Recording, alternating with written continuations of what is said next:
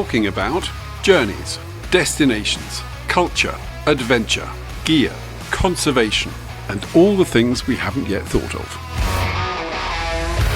This episode is brought to you by Sunwear Solar Technology, a premium manufacturer of fixed and portable solar panels for overlanding vehicles and marine applications. Designed and manufactured in Germany, Sunwear panels are tested under the harshest environmental conditions to ensure rugged reliability for years to come. Trust Sunwear for your solar energy needs, no matter where your adventures take you. Check out their website at sunwear.solar. You'll find the link in the description below. Good morning, good afternoon, and good evening. Welcome back to the At Overland Europe podcast. The intrepid explorer Mikael Strandberg has countless expeditions behind him. In recent years, he's often travelled with his two daughters. Right now, they're preparing for their next foot march into the Tien Shan mountains of Kyrgyzstan. We cover a lot in this conversation, so much that I think we'd have gone on endlessly if technology hadn't cut us short. A sudden power cut in Sweden ended things mid-sentence. One of the highlights is Mikael's kit list. It's everything he and his daughters are packing for the Tien Shan. In fact, it's a great starting point for anyone planning to backpack remotely while filming along the way. You'll find the link in the description below. Right then, enough spoilers, let's dive in. Anyway, I've started the recording, just so I don't forget. Oh, that has happened so many times. I remember I did this film, Man with a Pram. This was a time where it was a lot of right-wing, still is in Britain, of course. And I got this brilliant interview in a bar where he was as bad as you could think. And, I've been looking for it and for somebody who dared to say all this. And I hadn't switched the damn camera on. And he didn't want to do it again. No, that was your chance, mate. How are you? I'm pretty good. I haven't had a lot of sleep lately. Because too many things going on. And I think it's part of travel angst when it's time to set off on a big job, big expedition. And at the end of next week, I'll bring the girls to Bishkek, Kyrgyzstan, to do a 40-day adventure journey. That's incredible. That is amazing. I know you've been looking forward to it. I have, of course. But, and this doesn't get any better, which I once upon a time thought. I thought the older and the more wisdom you had picked up, the less stressed you would be before leaving. But I see no difference at all. It's too many things, how to get it together. So I have to say, it's not at least 2 weeks before leaving. It's not a lot of joy getting everything together. It's just stress to get all the details because it's on one side, it's a film job I'm doing. But I need help there. So what I have now is the first ever in history Kyrgyz-Swedish cooperation of a film. So that's interesting in its own way. But then it's so many details. So we need a horse. We need to train with the horse. I don't think we have the time because we are going walking. And I plan that we'll be walking through the Tien Shan mountains, which is kind of belongs to the Himalayas, but on the other side. Yep. And it takes a lot of planning. And I don't have all the money I need yet, which means, I don't know, will I be the horse? And if I will be the horse, what would I look like at the end? And can I film at the same time? So these are the details, brother. And on top of that, we're up north in Sweden now. No, it's not actually. Culturally, it belongs to the north, but it's in the middle. Beautiful forest, really relaxed and nice. But it's like 10 hours driving from Malmö. Oh, really? That far up? Yeah. Wow. So life is good, but not the only enjoyment I have is I try to take the evenings off, so the girls and me, we will do a barbie today. We haven't done a barbie since last summer, so looking forward to that. Just sitting outdoors, talking, not doing the screens. A real life. I guess so. I guess it is, but so hard to achieve, eh? Yeah. We're sort of, let's say, electronics and technology is just a part of life these days. It certainly is in every way. And when I look at the girls, they've been brought up with this, so they have no clue what it is on the other side. For them, this is normal. And since we live in Malmö, which is a city, even though we have a lot of great national parks and nature there, it's not the same as living up here, of course. So it's a lot of screens. Back in the days, we went out play. So last night we actually played outside the house here football. Since my youngest daughter is quite a good footballer, and they never do that in Malmö because it's a city. Yeah. So the only time they touch a football is when they are training. And back in the day, the only thing we did in the evenings, at least on my side, was play football, and that was really good for your skills too. So, but they have no clue. They've never had it. And, all these gadgets are part of their life, and it's hard to do anything about it, except like taking them to an area where you can't get any internet. Which is more and more difficult these days. Yeah, but it won't be only me suffering initially, or them, but also me, because I'm so used to use it as well for everything. And now with AI, which I use quite a lot, it forces you to sit in the laptop even more because you think you can produce more. And I am not sure about that yet. Yeah, because you've been writing quite a lot recently on your Substack. Substack, and for the film, for the planning, you can do it all. It doesn't get it right all the time. There's no doubt about that, but it's very helpful. The AI, I have to say that. Even when the house I'm staying in, I hope that I can do something, leave something for the kids in the future. So I can do a lot of the construction ideas and everything on AI too. So, which is fascinating. I don't know what the house will look like, but it's still fascinating. Just stay optimistic. That's actually quite interesting. I never thought of doing something like that. Now you've given me an idea. Like, for example, the idea is, this is one of many, of course, is to create some kind of an Airbnb, since this is in a tourist area where I live. And then, it planned everything for me from this is the stuff you need inside to have this standard of an Airbnb. And then it would give me addresses to these companies where I could get, I don't know, a bog roll holder in a certain metal or whatever. All these details to screws and nuts and bolts. It was amazing. And what I had to do to create a good parking outside here, for example. So, yeah. All the things you don't normally think about. No, exactly. So you just ask, I wanted Scandinavian style, but this is a cultural area of Sweden, so it has to look this and that. And that it just goes through the internet and comes back with these ideas.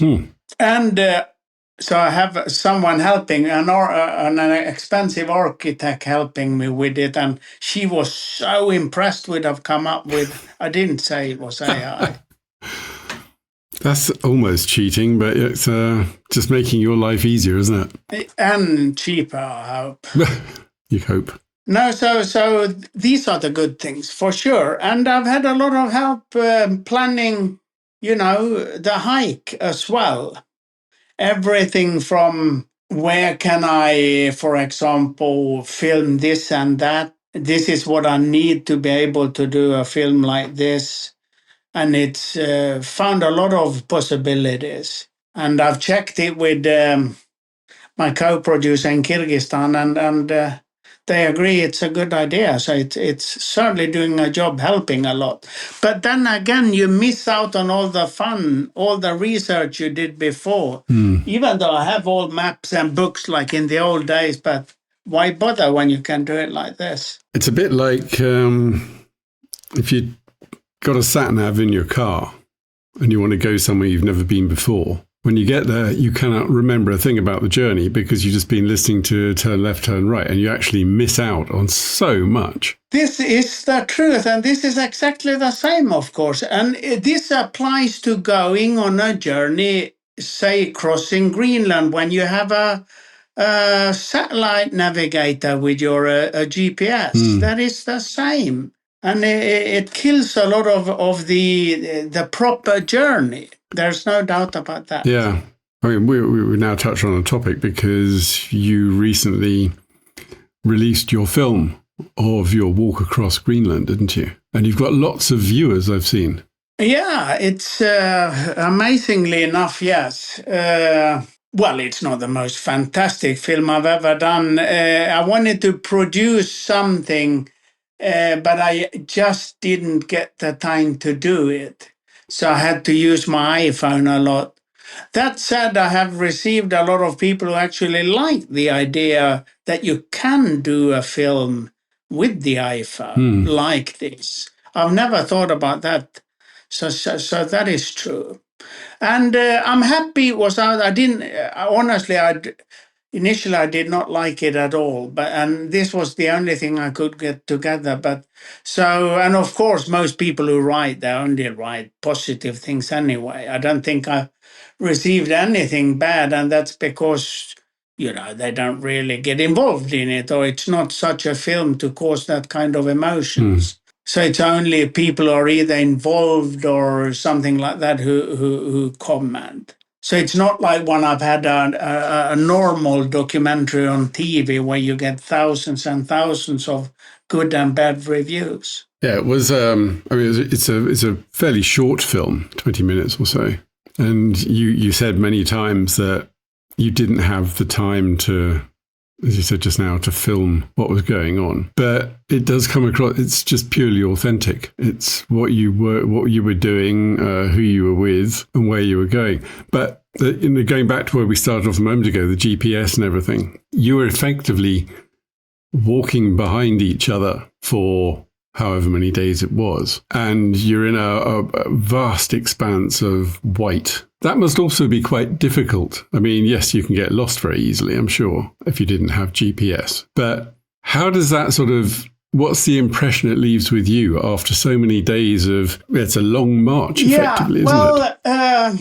So this has been an idea for me for a long time since I first flew over Greenland. It created this dream to be out there by myself, only me and this huge expanse. And then when I start looking into it, it's impossible to do it by yourself. These days are over. Nights, all security and all this, which I understand because back in the day, even though a lot of people died doing things, I think in general they were better prepared. Nowadays, we have so many professionals who guide and do all this. It's still good to do a crossing, obviously, but you can't compare it to like, say, 20, 30 years ago. So you won't get, you're not allowed to go on the ice if you're not vetted by a group of people who see themselves as experts, which I think is a good idea again. So you need company and you need a lot of permits. Only that takes a lot of the fun away for me. So then I thought, who are these people who want to do these things then? Wouldn't that be an interesting film? I've never seen that. So then I came up with the idea during the pandemic, actually, why don't I find 10 people, bring them across and do a film about that, about relations, because that's what I'm interested in, human relations and interaction, and see what it comes out of it. So I managed to get 4 people. We were 10 or 12 in the beginning, but as usual, a few dropped off for various reasons. So we set off this group, 6 people and me, or something like that, And as you know, I had the accident already during the first day and had to be evacuated by helicopter and had a concussion, which was followed up by a stroke after that. So it was kind of a tough time. And then a very good friend of mine, one of my best friends, Jeff Wilner, he thought I was really out of it when we met in Africa, in Rwanda, after I've been cycling there with the girls. And we were talking about it, and he had his sons with him. And I asked his oldest son, Max, he said something to me, I would like to do something like that. And I said, why don't we cross Greenland? And Jeff said, yeah, do it. So then we decided to cross Greenland together. And during that time, from the decision to time for leaving, it was only 8 months. It would take a lot of training and a lot of preparation. And Max, he got some internship at Wall Street, which he just couldn't miss, which I fully understood. So I needed to find somebody else, and I found a common friend of ours, Meg Hines, and she picked up some kind of disease in Borneo and couldn't make it either. So there I stood. I had all the permits, I've put in all the money, and then I needed somebody to come with me. And then I talked to a friend who runs like one of these guiding companies, and back and forth with him, and I ended up with one of his guides in being, a very nice fellow called Anders. But of course, we didn't have a chance to meet or anything, and it was so I had no idea who he was, and he didn't know anything about me. And we set off, and we joined up with another team from the same group for the first 4 days due to making it easier, and for the polar bear watch, which was kind of an issue the first 4 days. And then it just came that we stuck together because it would be easier. As you said, one in front of the other, and then you swap every hour. Yep. And that was not what I had in mind I wanted to do. And being a 63-year-old, and these were way younger and way fitter in every way due to age, for example. Yep. So for me, it ended up just being one long slog. I don't mind having done it, where I spent most of the days counting to 150 over and over again for 10 hours just to keep up with the others. But it gave me no chance to do what I consider is a good film. So only when I had a chance, I could pull up the iPhone and say something dumb or try to film something. But it caused me a lot of frustration because I had promised Jeff I would return with a reasonable film. He's happy with this one, I can say now. But the days are over when I just want to do something for the sake of having done it, to say, I've done this and that. I'm too old to be impressed by these things anyway. So I didn't get that time. And a friend of mine, the first Swede who did a crossing of Greenland, 1988, first crossing as a Swede, he told me, why are you in such a rush? Why don't you take another 10 days just to enjoy your time out there? And I agree. That's what I should have done. So it was way too fast, and I didn't really have neither time or much in common of the people there, because we didn't have any time to get to know each other. And it was a bunch of Scandinavians too, which are not the easiest people to talk to. So I missed that, even though it was good people. But communication is of big importance to me. Let's go back a little bit, because you were saying that you joined up with another couple, so you were 4 people who were on the trek. What was the reason at the beginning for joining up? You said something about polar bears, but how else did the interaction help you along the way? So they came from the same guiding company, and it was a wish for the people who were organizing it for security that we stayed together for 4 days. And I've already realized, it won't be the trip I wanted to do. And I'm not going to take the fight or quarrel here. It will ruin it for everyone. So I'll just keep quiet and we'll just do it. So for the first 4 days, we stuck together because you spend like 2 hours every night being like a watch out for polar bears who travel, just below the snow and a little bit up on the ice, sometimes even way up on the ice cap. You've seen polar bears. We saw tracks, quite fresh, but otherwise nothing. And after 4 days, we've been climbing all the time. So you go from sea and then you climb up to 2,600 meters. And that it took us 17 days. And then it goes down on the other side until you get off the ice at 1,300 meters. It's not all the way down to the sea. And we realized it was such hard work, and it's so much easier. Instead of changing every hour, it was easier to change every 4 hours. So out of pure laziness and kind of security concerns, we stayed together. At the time, that was not my wish either, but it was still like 2 days. As I say, I know nothing about the other two. I didn't talk to a Danish guy, a very nice guy, until 30 days on, because it was so stressful to get everything together and get away and keep the style they wanted to do it. Wow. I don't regret it now, but of course, I was wondering afterwards. Then, luckily I went to Africa and climbed Kilimanjaro with a team as a guide, and that was so completely different. That was very Canadians recently. and Africans. That was very recently, wasn't it? Yeah. Very sociable, fun. You enjoyed it in every way.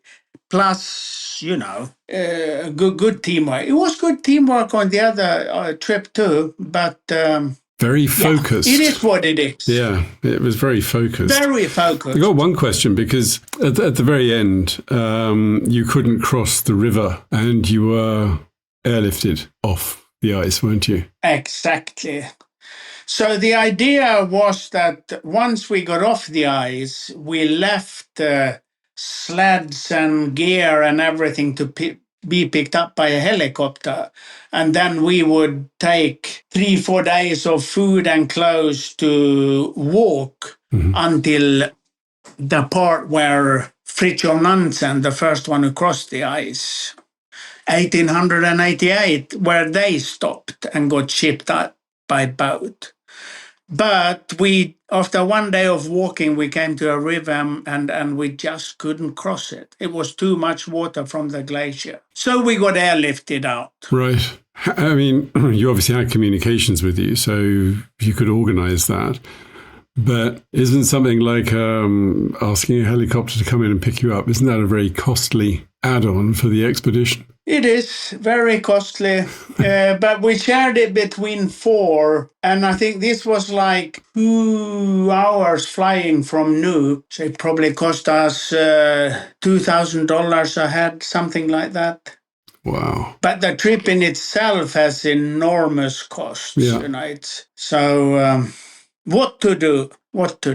You don't have much choice in that situation. No, this is true. Yeah. And of course, these are modern days too, where you actually can be picked up and so on. Yeah. But again, these are the circumstances we live under. Yes. Right now. But you've got your next trip coming up very, very soon, and you've earmarked sort of 40 days for that. Does that give you the time you need to do your filming and everything this time? Well, what I see this time is it came on very fast. Initially, I had decided to go to Nepal because I do these summer trips because one of my daughters, Eva, has a serious eye issue and we don't know from one day to the other if she will be able to see. So I want her to see as much as possible of the world, and she hasn't seen the giant mountains of the Himalayas. So I first thought we let's go to Nepal. Let's hike up to Everest Base Camp, because I also have this idea, like with the Greenland trip, to climb Everest and do a film about who are these people. But then it was too complicated with cost, and it's so many tourists, so many people involved in film and documentary doing something from this area. So permits are really expensive. And what I realized in Namibia, and thank God I went to East Africa for that, it's where you have a lot of tourists and a certain amount of white people, it just isn't as friendly and nice. There's no way we can get away from that. So if traveling in Namibia by a bicycle, we didn't meet a lot of local people, I can tell you that, for many reasons. But once we got to, like in East Africa, now it was just spectacular. All this African warm fun, yes. And I thought, so if it is like this, why should we then go to Nepal? Even though I know Nepalese are superb people, but they're used to tourists. So then I thought, why don't we go on the other side? So I quickly looked at the map, and then I saw the Tien Shan mountains and Peak Pobega, which is one of the highest peaks, there's 7,000. And I thought, let us go there. So that's how it started. But I haven't had enough time to put all the logistics together and find people who can back me up on the other side, both economically and logistically. So that is still under work. Wow, that's like the 11th hour, isn't it? It is. But then again, a film is a film. Yeah. As you said, you thought the 20-minute and one day, well, it's raw and real.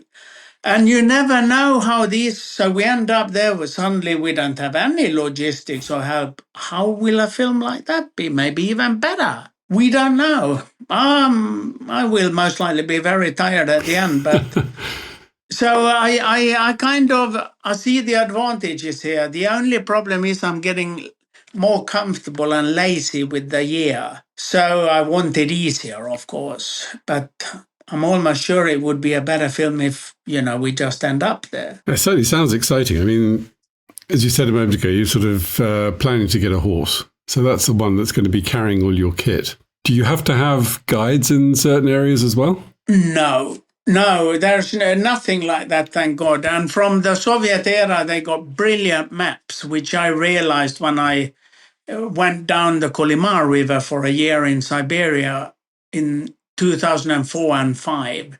The maps are brilliant, really brilliant, and they are still there. And as far as I understand, they've been reasonably updated the last 15 years. That means it might not have all the roads and this, but you got the geology to figure things out, and they are beautiful to look at as well. No, so right now I don't even know if we can afford a horse. So I know nothing. So baseline is, if we don't get it, I will have to do the heavy work, and the girls have to carry even a little bit more. And then we have to take one day as it comes. So of the 40 days you're planning, how many of that are you actually going to be walking? I would say 20, 25. The idea is that it's the girls who will narrate this film. I'm just behind the camera now. They take the shots. Okay, I know it's not easy, so I will be there, of course. But if they say, no, we are going to stay 2 weeks here and watch because we got internet, that's what it will be. That's the idea. I want them to learn to take the initiative to do things they want to do. Now they're brought up with a dad who comes with this and that idea, and it's time for them to find their own way. Because your daughters are how old now? 12 and 14. This is a big event. Yeah, but they've done nothing else since they grew up, as you know. Yeah, even so, I mean, that's a long time to be going on foot. And, you're giving them a long leash, if you like, that they can organize and they can dictate what you're going to actually do and how it's going to happen. I think that's amazing. I mean, how many kids get that opportunity in this day and age? Amazing. This I agree with you. of course. But I've realized, a long time ago, we get one shot Yeah. of living. And in 100 years, as you know, nobody will remember us anyway. So who cares if you do all these things? You just have to take every opportunity in life to enrich yourself and those around you to a life as interesting as it possibly can be. And hopefully they will bring it with themselves into life and become of service to others by seeing what they see when they travel. That is my wish. So they also, or have they also been involved in the planning and putting everything together? No, nothing. Right. This is what and that's because they live in the now. Mm-hmm.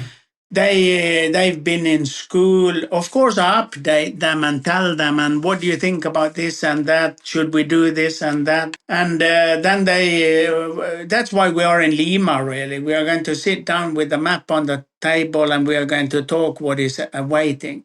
And I've realized it's not too good to overdo things, by which I mean, it will be this and that heavy. It's much better to say nothing and then we end up in it instead. But they still need to have an idea. And they can't go from nothing to everything immediately. So one step at a time. Yeah. And I've already seen, my youngest daughter, the footballer, she's good at everything when it comes to camping, and she can fix stoves. She's the handyman of the group. And and Eva, she's the intellectual one who doesn't say a lot up until day 7. She might say something which changes the whole way we look at things. So now we move into when sometimes you have to force yourself and others into a situation, and that's how it begins. That's why I put them in front of the camera and me behind. That's the next step, because in the films before and the one which will hopefully soon be ready about the bicycling, I'm still in the movie driving it forward in one way or the other. But they are ready to do that themselves now. Incredible. Have you actually been in this mountainous region before? Only on the southern side, Nepal and India, but not on the post-Soviet areas. Yeah, but what am I saying? I've been in Kazakhstan. But I just went up over a couple of days, so I don't even consider that. Even though I was in Kazakhstan for 6 months, but we lived in a place called Karaganda. Mm-hmm.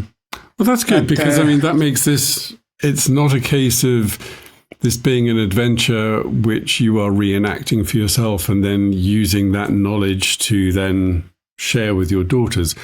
This is 3 of you going into a situation, and it's also quite exciting that it's actually not even fully organized yet it's only a few days away, and you're going to be going into this together and sharing the good times and bad times, but you do have your goals, things you want to achieve. It's going to be a huge adventure. Of course it will, but what I've realized from all the other trips, the only one who knows anything which is happening is us, of course. So, and all I know is that I have to discipline myself to. So what I do, I put my camera on my chest, so it's always there. So I get used to it. People around me get used to it, and after a while, everybody takes it for normal, and that makes filming very easy. So the hardest days are the ones in the beginning for you to be comfortable with the camera and everyone around you. And then it's basically to film. Be ready. And, during the day whilst you're walking with experience, I need these images, I need this and that. And in between, you can rest and be an old man. So hopefully that it's been like that before, and it's been just enough. And I hope it will be the same now. So other than sort of the financial side, which still needs topping up, what's been your biggest challenge in putting this trip together? What was sort of, you've got so much experience, but was there anything special on this particular trip which is still nagging at you? Well, no, except the economics as always. Even though I know we can go down there and we can get it done, the only thing which might happen is that it will be a tough trip.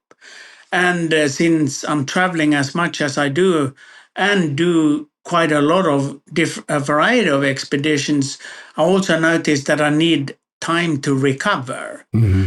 And Greenland, August, September, then a lot of training until Kilimanjaro, and after that it's time again.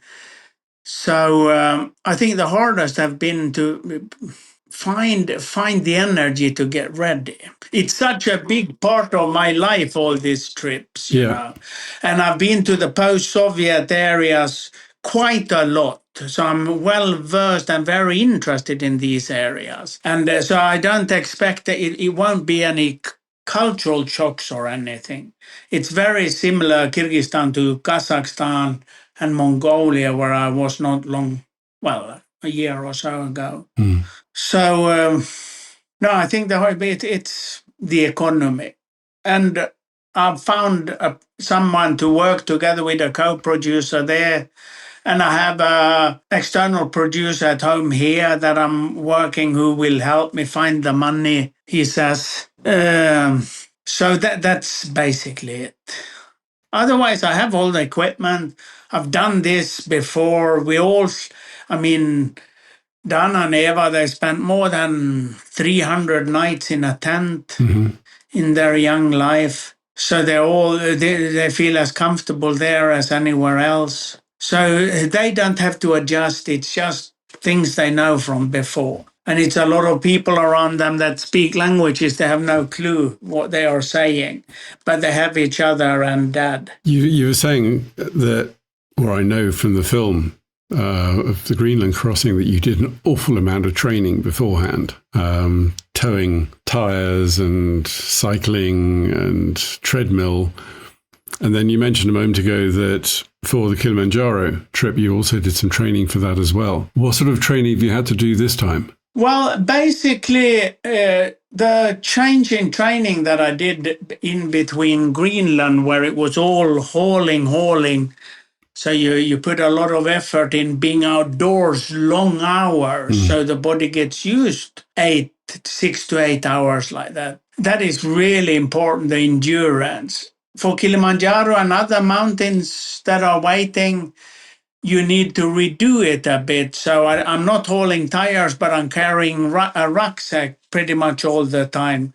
And then you do different exercises which are made for climbing, for example, and they differ quite a lot from hauling a sled across Greenland. You need a way stronger grip for climbing, so you put in a lot of work with strengthening your hands, for example, getting your shoulders ready for carrying heavy, and a lot of leg work. I've never done as much yoga and flexibility as I've done this time to be able to move, because like in Greenland, I had so much pain in my knees in the evening due to injuries I have, so I couldn't even bend forward.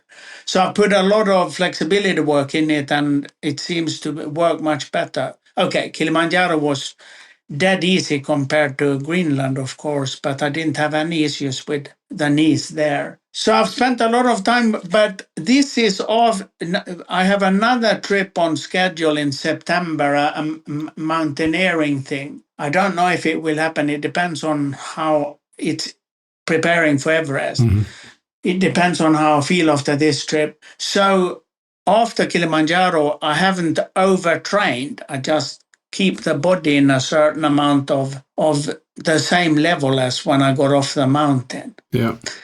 But I eat a lot just to put on 3 or 4 extra kilos before this trip, because I know it will be needed. Even though I won't lose a kilo, probably put on another one. But I've seen before it helps me.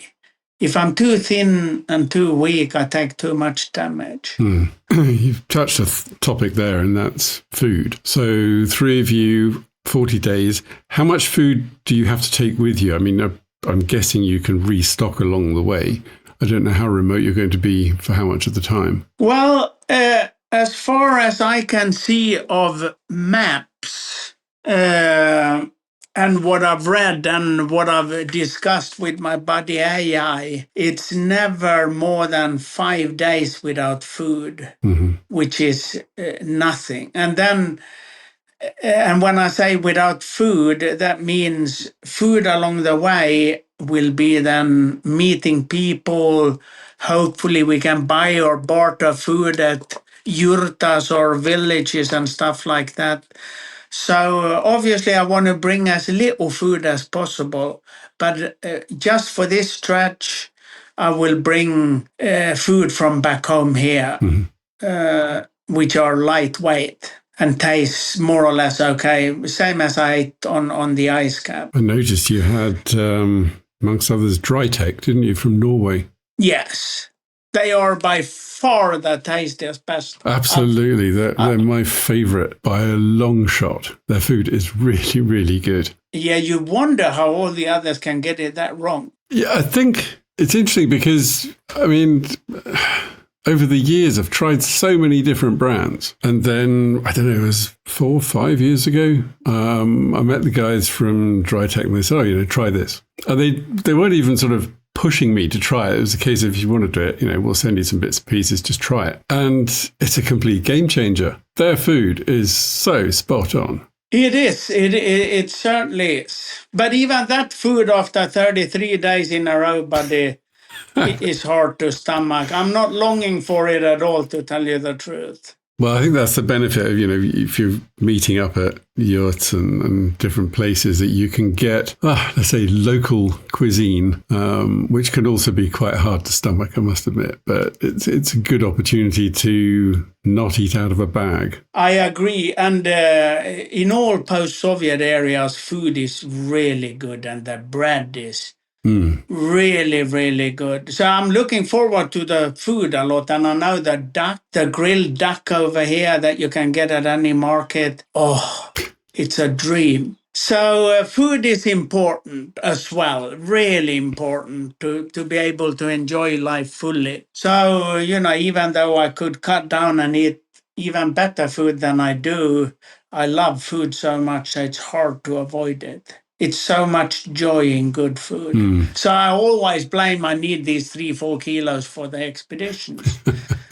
But in reality, I don't even lose anything on my... After Greenland, one guy lost 15 kilos. I lost 3. So I think I just have the body composition of for expeditions. I don't lose a lot of weight, and I need to have this stocky look all my life. Geez, somebody losing 15 kilos on one trek, that's a hell of a lot. It is. Well, he must have, I'm guessing he must have suffered quite a lot along the way. He did a good job, and I think most of the team lost a lot of kilos, but not as little as I did. I was actually quite shocked. I thought I've lost so much, but it ended up elsewhere as well. You get a lot of muscles in other places that you didn't use before, because I realized after a while that the trousers I had were falling off all the time. That is a sign stomach is smaller. But just 3 kilos. But how it will be on this trip, that's why I'm ready for a hard job. And I want my girls to enjoy it much more than me, so to say. So then I have to do the hard work. And I'm still a dad and all this, of course. Absolutely. I just hope you get your horse. Yeah, me too. I know we can hire horses on and off, but I haven't figured out where to leave them or anything. But these are just logistics. There's a cost involved, so I'm not sure about that. It will figure itself out somehow. Things generally do.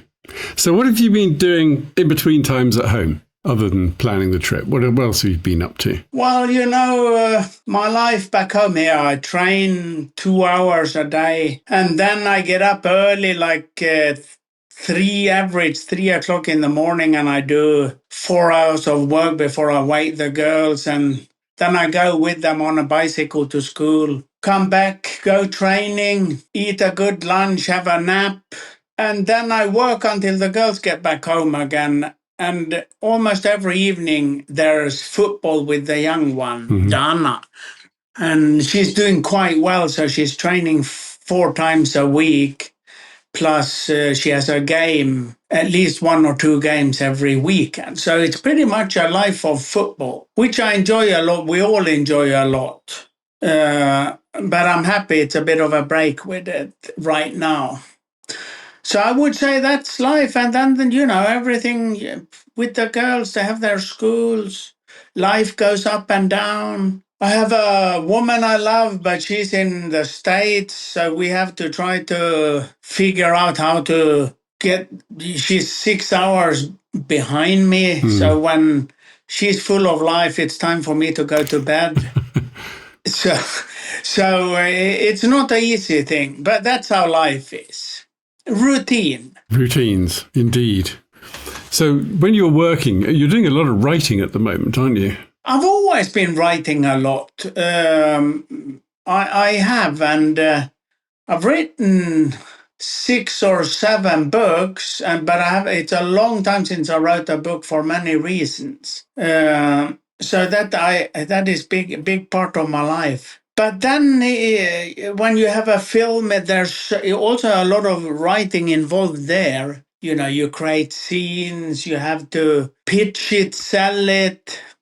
So a lot of writing. Yeah. The film which you're going to make now, what goals have you got for the film?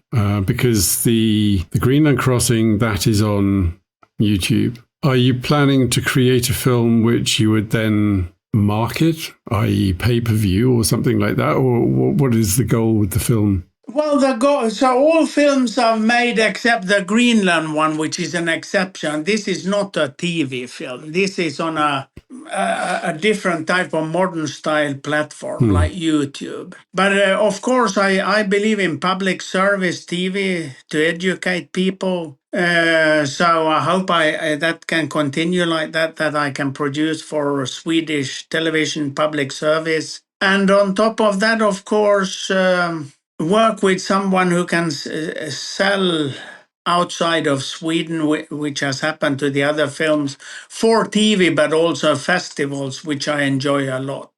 So that's the idea. And having 2 ladies, I hope I can do a film which is realistic, down to earth. This is life. It's good and it's bad.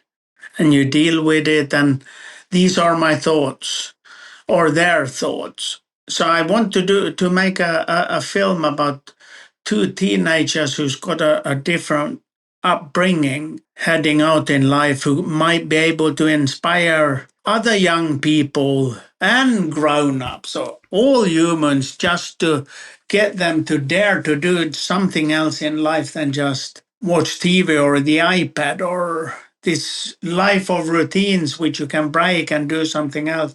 I don't fully get it. Why even we who live in the West, who have all these opportunities, we still don't seem to be much happier than anybody else. But the opportunities are out there, and this is what you hope with a film. Plus, of course, educate people. This is what it looks like in Kyrgyzstan. Who knows anything about Kyrgyzstan except we who are in the game, so to say? Yeah, it's a white spot on the map for many people. Yeah. And this is educational, and I think this is what we have to do. That's why I like the public service idea. This is the other side of the coin. This is how life looks there, and so far so good. But of course, these things are changing too, and public service here in Scandinavia is shrinking. It used to be huge, but now it's not doing too well. Is that just because of the internet influence, that all the information is available elsewhere? Well, I can see I have the same audience today which I've had the last 30 years that I've been doing TV. It's just that they become 30 years older. My kids, they never ever look at public service TV. They don't look at anything if it's not Netflix or social media, TikTok, or whatever they are looking at. So they have a completely different way to view things. And when I look at it, it just makes me tired. because I don't understand it. It's too fast for me, but for them it's normal. So we public service have a huge challenge kind of to meet this. But it's like Substack. Public service is Substack. It gives you enough time to get a good idea of things. In TikTok, you got 15 seconds who tells you this is how the world is. Yeah. So that's the difference. So somewhere I hope with doing a film with young people, we can draw more people to like the public service idea. You've got a good following. As you say, it's probably, or a large portion of that is the same followers you've had for many, many years.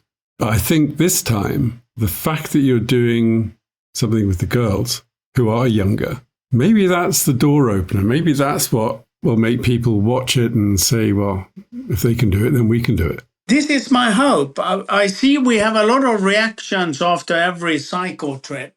And I've published, on these Facebook groups for cycling. And it's very rewarding to see how many people get fascinated by the fact that you can do this with your kids. And obviously, this is the same when it comes to TV, to inspire people. But the world of documentary is such a small world, and it's still dominated by people in my age or people who are educated in film schools, who have a certain way to look at film and TV. So it's not all that easy to have a positive film on within documentary. Such a huge part of documentaries today is about suffering, wars, people not who hell in itself. It's not very often it's a positive thing. They do exist, but very few. I think that's a case of sensationalism selling. Tragedy is always on the front page. It's so omnipresent. It's there all the time. There's so much good stuff going on in the world, but it always seems to, or a lot of it seems to take second place. I agree. I don't know how to fight it at all, honestly. This is the only thing I can do it. Yeah. And hopefully it will reach someone to whom it will make a difference. And I think that's why we create things. Hopefully it can be of benefit of others. Oh, it does work because, I don't know, just as one example, the Long Way Round or the Long Way franchise with Ewan McGregor and Charlie Borman. I mean, before they started their first journey with the BMW motorcycles, etc. Yes, people were traveling, but those two, they made a huge impact with their documentary series of the travels. And all of a sudden, people were buying BMW motorcycles and going out and doing something similar. So this kind of travel, this kind of documentary, once it gets seen, it does make a difference. And you're doing something different because you're putting the girls in the spotlight, if you like. And I certainly hope that will inspire more families to get out and do what you're doing, but also to open the eyes of those who are glued to their TikTok and whatever,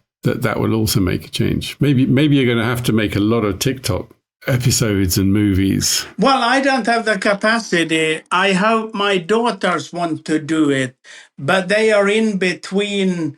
Do we really want to be seen by other people or not?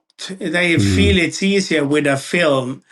It's harder to hide away from social media. So they don't really want to do it because it puts too much attention on them. Yeah. And fair enough, I understand that.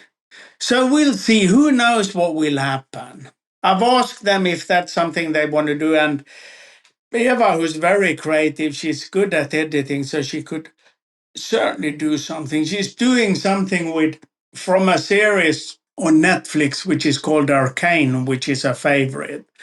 So she's doing a lot of re-edits, and it's thousands and thousands of people sharing these edits, which is fascinating. So she certainly could do it. We'll see. we'll see. It will be exciting. I think everybody's going to be learning something here. For sure. The kids are, you are probably. It's going to be a good time. Yeah, not long to go. We're off soon. Only 13 days to go. So how much kit are you going to be taking with you? One rucksack each, or is it a lot more? No, a little bit more than a rucksack each, but not much. We still, if we end up having to carry it ourselves, that's the thinking. Yeah. So but it runs away quickly with all the gear. But even if we can carry 80 kilos with us on the plane, that doesn't mean we'll be able to carry it once we are there. So horses, he might be able to carry up to 30. It's recommended in Kyrgyzstan between 15 and 30 kilos. I thought it would have been more, but probably because the terrain you're going to go through is going to be challenging for the horse as well then. Exactly. It's a very mountainous road. Yeah. Hence 15, 20 kilos. But that is still a lot of help. It will carry all the gear of the kids, more or less. You got to feed it though. Even though I'm stuck. What? You have to feed the horse as well. Yes, well, the good thing in this area is that it's grassland a lot. Okay. And if there's and it's a lot that's overdoing. It's enough of yurtas and people living out there who, as far as I understand, can assist us with food as well. Mm-hmm. But that is to be seen. First, we have to find a horse and figure things out. So it's a lot of things we don't know right now. Silly question. Do you know a lot about horses? I do. Oddly enough, I lived a year in Patagonia, Argentina and Chile, where I traveled 3,000 kilometers with a bunch of horses. But that's a long time ago, 1997, 98. That said, I've been on horse on and off during that time and feel very comfortable with it. And I would say I'm reasonably good at horses. At least I will say that until something happens. No, but I think so. I love being with horses and enjoy their different personalities. But these horses we will find here, all of them are used within this trade and they walk the same route up and down all the time. So it's not like you're getting any wild horses. It's just horses who do exactly the same thing over and over again. Trained for the job. I presume. Otherwise, they wouldn't rent them. Sure. Yeah, but even so, I mean, if somebody was doing that for the first time, you really are, although you can be a victim of commercialism if you don't know anything about the horses, if you're getting the wrong animal for the job. This is true. Now, these things I know, and of course, I would be very happy to have a horse with us. And the main reason for that is that it makes the kids or my girls much more empathetic towards animals and human beings. And because we travel so much, we haven't had any chance to have any dogs or cats at home. So I look forward to that a lot, for them to work a little bit with one horse or two, depending on what we can afford and get. Yeah. Do you have a checklist of all the stuff which you must take with you? I'm sure you do. I do. AI can be very helpful there too. Okay. Do you feel like sharing that list with me? Be interesting to see what sort of stuff you have on there. You don't have to do it now, but maybe you can drop me a link or something or a PDF. I will do that. I'm going to write that down. Because that's the sort of thing which I think people like to read when you're preparing for a trip, especially if it's maybe one of your first trips, that you need some kind of advice from experienced people like yourselves. Yeah, I will send you a kit list next week, plus a one-pager and an idea, so you get a bit of an idea when it comes to making a documentary, a shooting list, so you can have a look. This is how you have to prepare beforehand. That's a good idea. And then you read the shooting list over and over as much as you can before you set off, so it's stuck in your head and all these things come naturally. You're going to be filming with GoPros, or what do you use for cameras?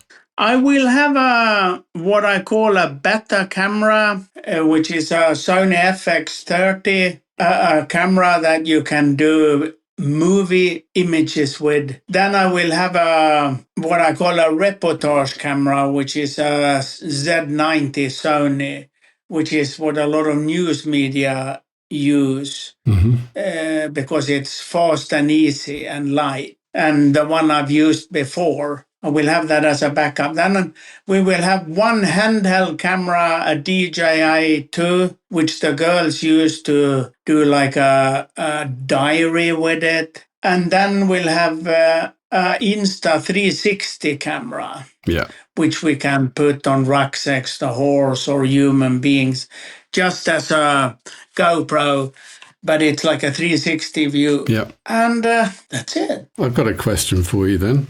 You got electronics with you and you're going to be using your cameras, etc. How do you charge them? I have a solar panel, quite a heavy one, unfortunately. And that's another thing I've had help with AI to just figure out how much can I get out of this solar panel as regards to the hours of sun I have. And then I have two special power banks with me, and they can all take care of within reason. I carry extra camera batteries, of course.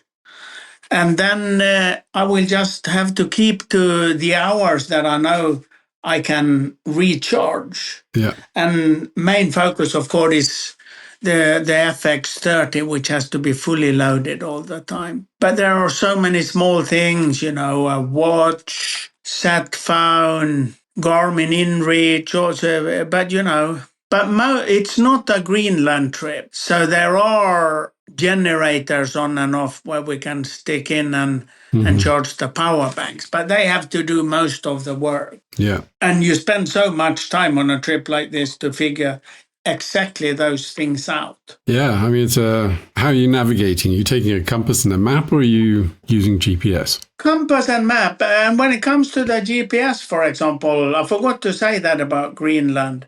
You cannot trust the GPS fully there because of the gravity and how should I say? It's so difficult to use it there because there's the pull of Earth there, which is so strong, so it's not 100%.